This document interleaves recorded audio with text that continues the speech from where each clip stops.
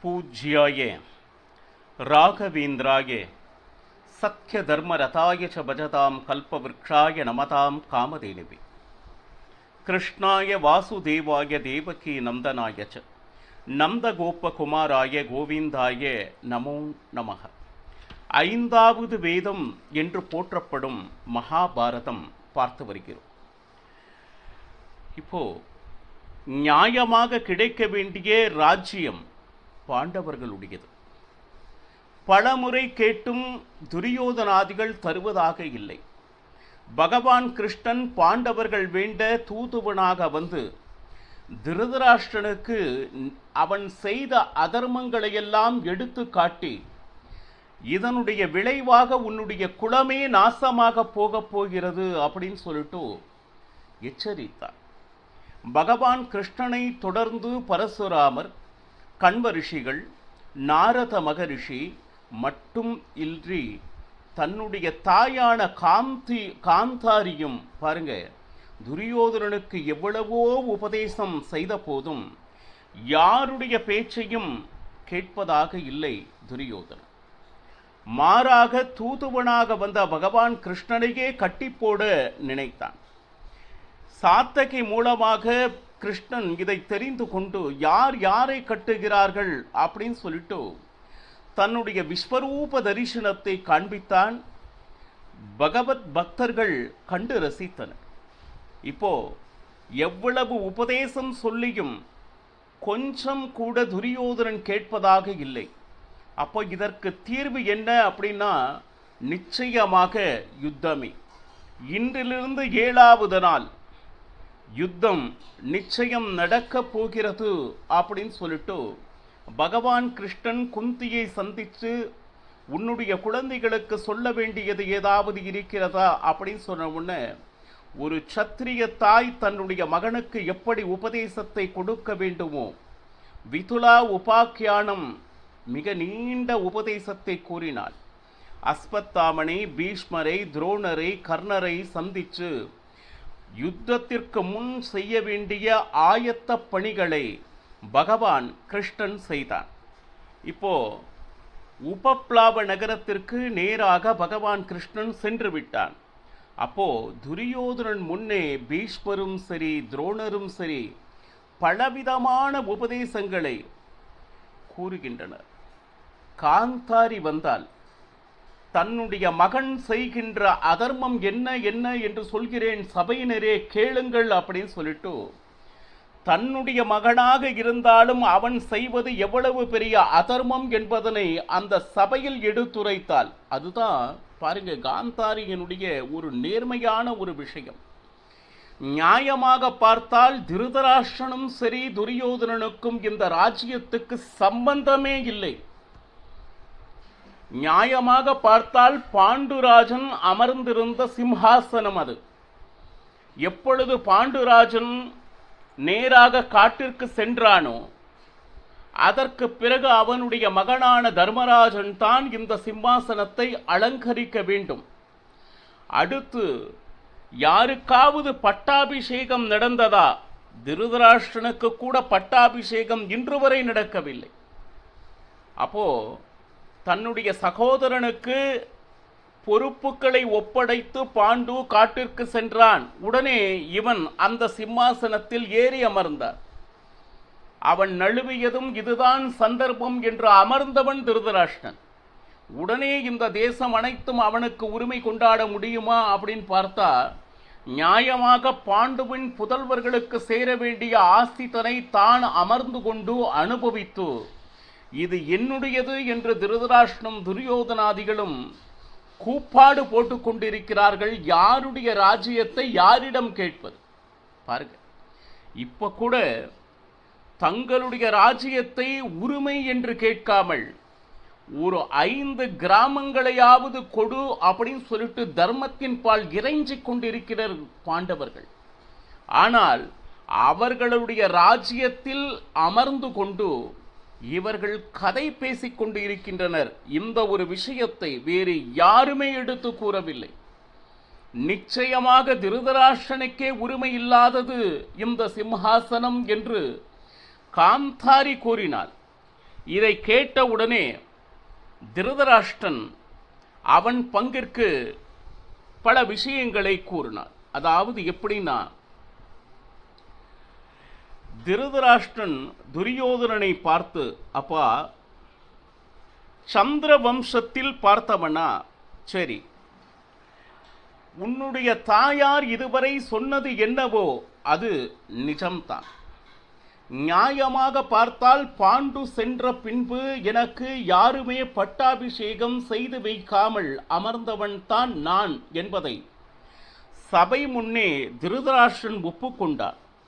அது மட்டுமா அப்படின்னு பார்த்தோம்னா, யயாதி ராஜா அப்படின்னு சொல்லிட்டு சந்திர வம்சத்தில் வந்தார்கள்.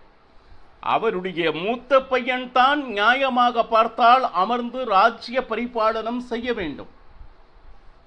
ஆனால் மாறாக அவன் தன்னுடைய குழந்தைகளிடம் அவர்களுடைய வயதை எனக்கு கொடுக்க முடியுமா என்று கேட்க யாரும் தயாராக இல்லாத போது இரண்டாவது மனைவியினுடைய கடைசி புதல்வன் புரு, என்னுடைய ஆயுளை தருகிறேன் அப்படின்னு சொல்லிட்டு கேட்டவுடனே கடைசி மகன் புரு அந்த ராஜ்யத்தை ஏற்றார். அந்த சந்திர வம்சத்தில் இப்படி கூட நடந்திருக்கிறது என்பதை ரொம்ப எடுத்துரைத்தான் திருதராஷ்டிரன். பிரதீபராஜன் என்று சந்திர வம்சத்தில் இருந்தார். அவனுக்கு 3 குழந்தைகள். முதல் மகன் பார்த்தோம்னா தேவாபி, இரண்டாவது மகன் பாக்லீகராஜன், மூன்றாவது மகன் சந்தனு. நியாயமாக பார்த்தால் தன்னுடைய முதல் மகன் மேல் அவ்வளவு பிரீத்தி, அவ்வளவு பாசம், தனக்கு பிறகு எப்படியாவது தேவாபிதான் ராஜ்யம் ஆள வேண்டும் என்று நினைத்தான். ஆனால் அவனுக்கு பார்த்தோம்னா இனம் புரியாத ஒரு சர்ம ரோகம் பீடித்து கொண்டது. எப்பொழுது அப்படி அந்த ரோகம் வந்தது, அந்த நாட்டில் அனைத்து பிரஜைகளுமே தேவாபி ராஜ்யம் என்ன சொல்லுது ஏற்றுக்கொள்வதற்கு அனைவரும் ஒருமித்தமாது எதிர்ப்பு தெரிவித்தனர். அப்போ இன்றும் அந்த தேவாபி இருக்கிறார். 4 யுகம் முடிந்து கிருதயுகம் ஆரம்பிக்கும் பொழுது முதல் ராஜனாக வருபவன் யார் அப்படின்னு கேட்டீங்கன்னா இந்த தேவாபியே.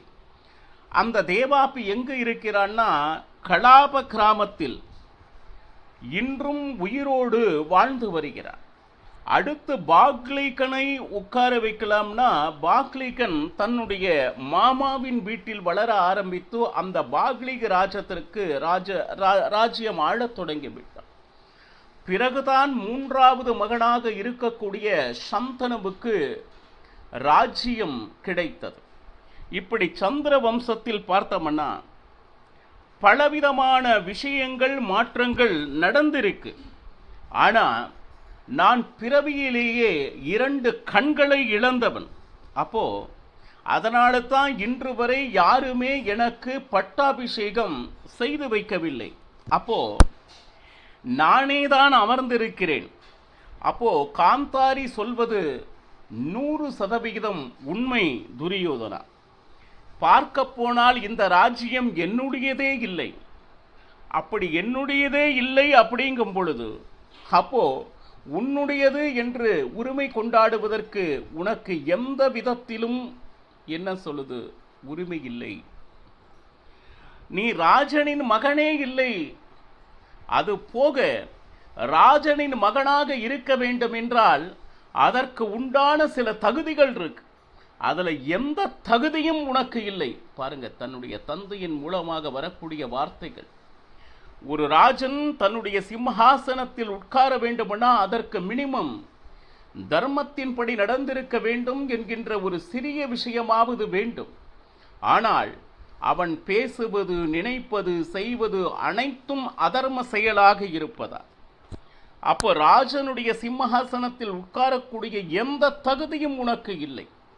இப்போ தர்மராஜனை பார்த்தா அவன் ராஜபுத்திரன். எப்படி வாழ வேண்டுமோ தர்மத்தின்படி, சத்தியத்தின்படி, அந்த சத்திய தர்மம் சாஸ்திரங்கள் சொன்னபடி வாழ்ந்து வருபவன் யாருன்னா தர்மராஜன்.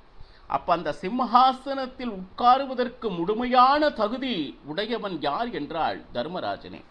நியாயமாக தர்மராஜன் அமர வேண்டிய சிம்ஹாசனத்தில் அவனுடைய ராஜ்யத்தை நீ அபகரிக்க பார்க்கிறாய். பார், யோக்கியனாதவன் யார் அப்படின்னா தர்மராஜன். உனக்கு கொஞ்சம் கூட யோக்கியத்தை இல்லை.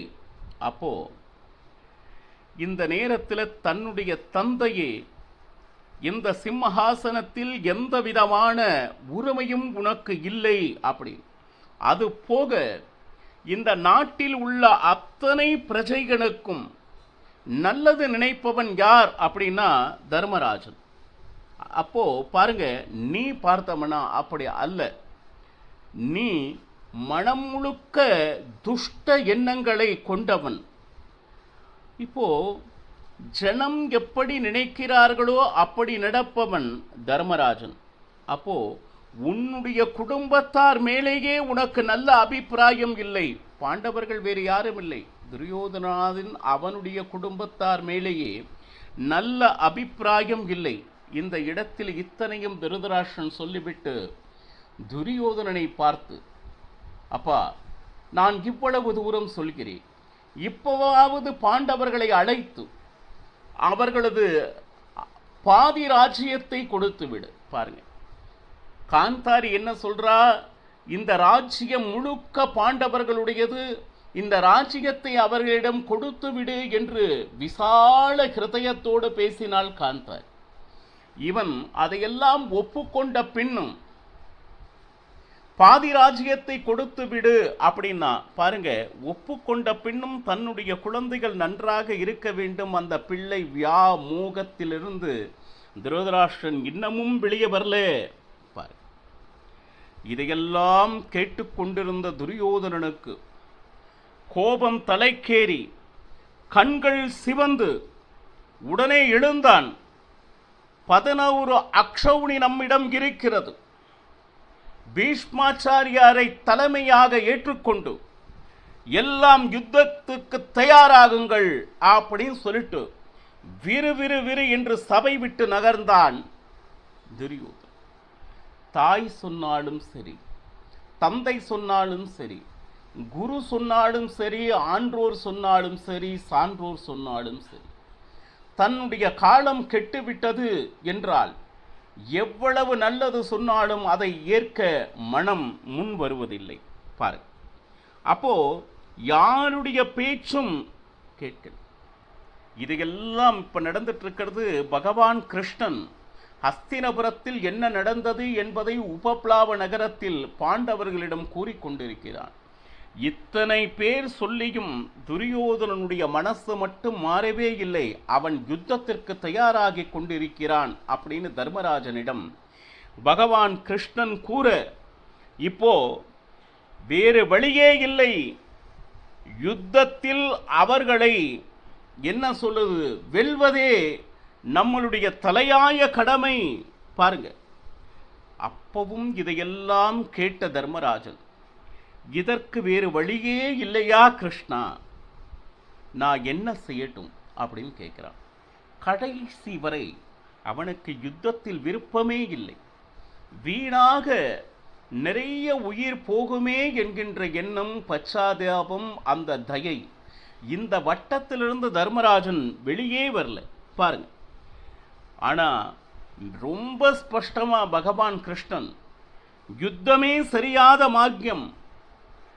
இப்போ அஸ்தினபுரத்தில் எத்தனையோ பேர் சொன்னாலும் விதுரனும் குந்தியும் சொன்னது என்ன அப்படின்னு பார்த்தா, யுத்தமே இதற்கு தீர்வு என்று அவர்கள் சொன்னால், அவர்கள் எந்த வாயிலிருந்து எந்த அதர்ம வார்த்தைகளோ கண்டிப்பாக இதுவரை வந்ததில்லை. அது சத்தியமான வார்த்தைகளாக இருக்கும் என்பது உலக அறியும். அப்போ விதுரனும் குந்தியும் சொன்ன உடனே யுத்தத்தை விட மிகச்சிறந்த ஒரு தீர்வு எதுவும் இல்லை என்பதை ஒப்புக்கொண்டான்.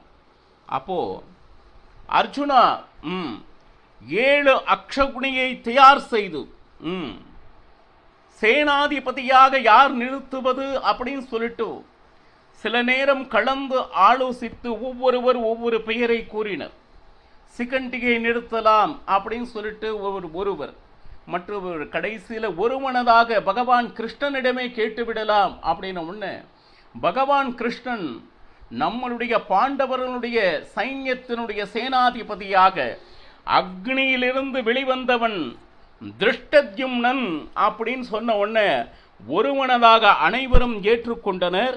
அப்போ அந்த பக்கம் பீஷ்மாச்சாரியாரை சேனாதிபதியாக நிறுத்தி கொண்டு 11 அக்ஷௌணியிடம் துரியோதனாதிக கௌரவாதிக படைகள் தயாராகின.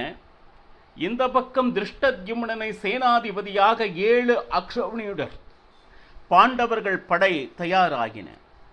இப்பொழுது அடுத்து மகாபாரதம் இந்த அக்ஷௌணி என்று சொல்லிக் கொண்டிருக்கிறீர்களே, அப்படின்னா என்ன?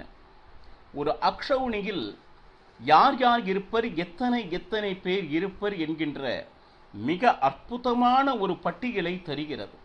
அந்த பட்டியலை ஏன் தெரிந்து கொள்ள வேண்டும் அப்படின்னா, மகாபாரத முடிவில் அந்த அக்ஷௌணியில் போர் புரிந்த எவரும் உயிரோடு இல்லை.